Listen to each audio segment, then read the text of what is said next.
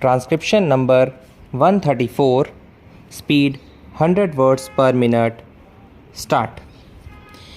In view of the recommendations made by the Backward Classes Commission, the Government of India examined the matter in consultation with the state governments concerned.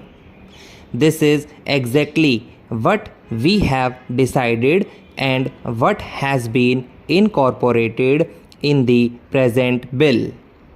As a result, it has been decided that in the case of Rajasthan, the area restriction should be removed altogether because in Rajasthan, this population has been spread over a very large area. It was found that they were entitled to this measure of protection and therefore this area restriction has not been kept up in respect of Rajasthan at all. In the case of the other two states, namely Maharashtra and Madhya Pradesh, the tribes residing in tehsils where there is concentration of 20% or more of tribal population should be specified as scheduled tribes. This is point number 2 so far as the salient recommendations of the Backward Classes Commission were concerned. Then, sir, the third point was regarding the actual omissions or actual additions. There were a number of communities. In respect of this, there are certain difficulties also which I shall be pointing out very soon. So far as the Backward Classes Commission's recommendations in this respect were concerned, there were certain natural handicaps.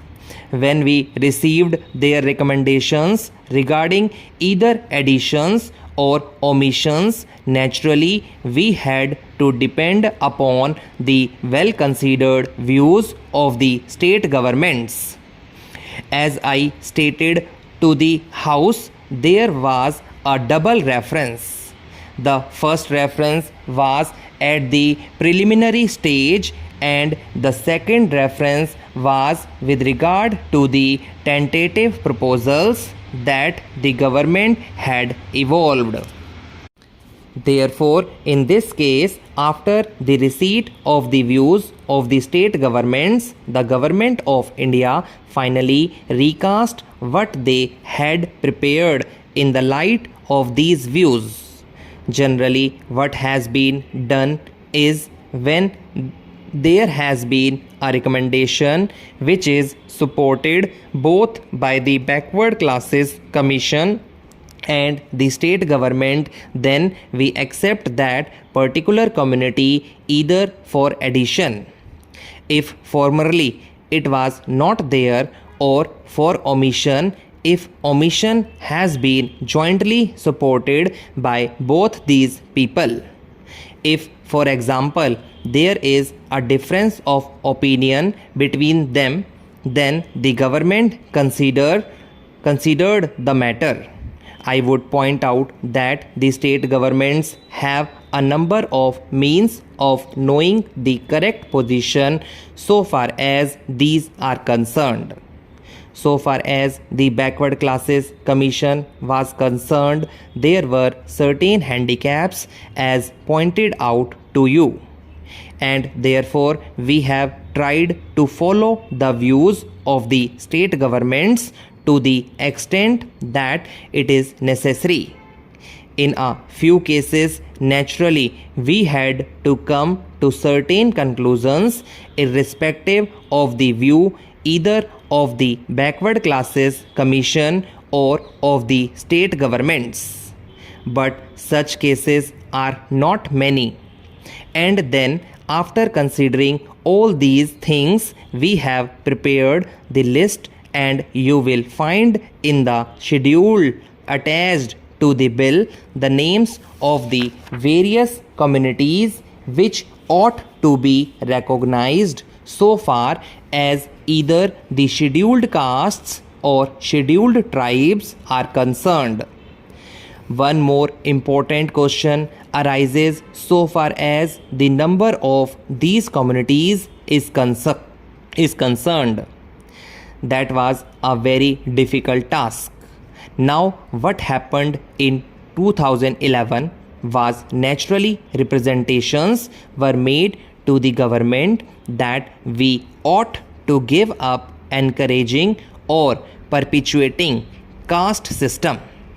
And therefore, when the 2011 census had to be prepared, the question arose as to whether government should have the enumeration through their officers in respect of the members of the separate castes as well, or whether the enumeration should be confined to the groups or categories of scheduled castes as a whole and scheduled tribes as a whole.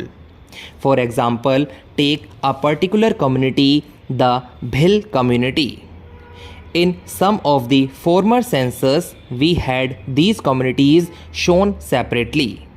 But in the 2011 census, on account of the decision that the government took, there was this view that we should not go on perpetuating the various castes and tribes.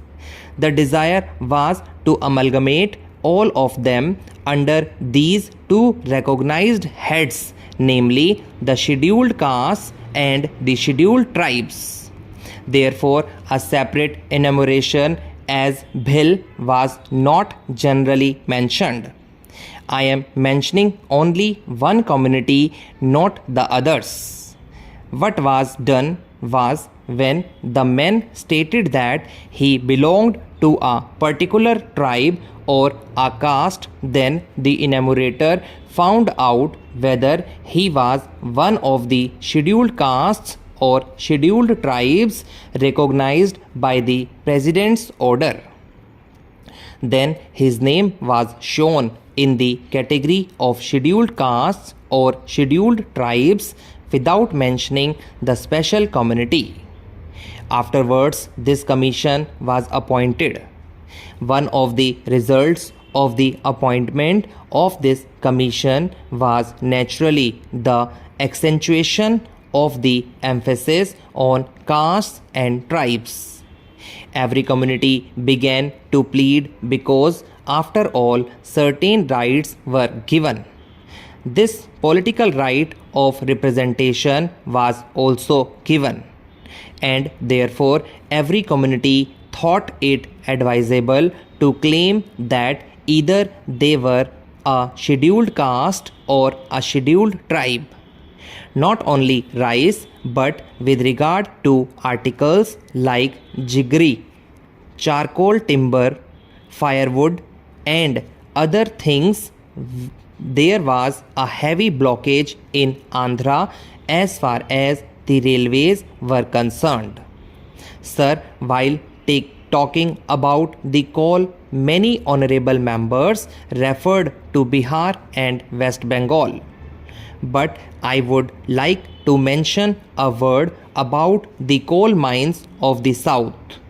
For want of wagons, about 7,000 tons of coal continued to lie at the pitheads, and all this could not be moved to the south, where there was a great demand for coal. The coal production in the collieries was according to the plan. It was not as if the railways did not expect, or that the colliery produced something more than the expected allotment, but the railways fell short of it. In this connection, sir, I would like to point out that when there was an uproar in Parliament in February over the shortage of wagons of the Southeastern Railway, instead of trying to solve the problem in a more practical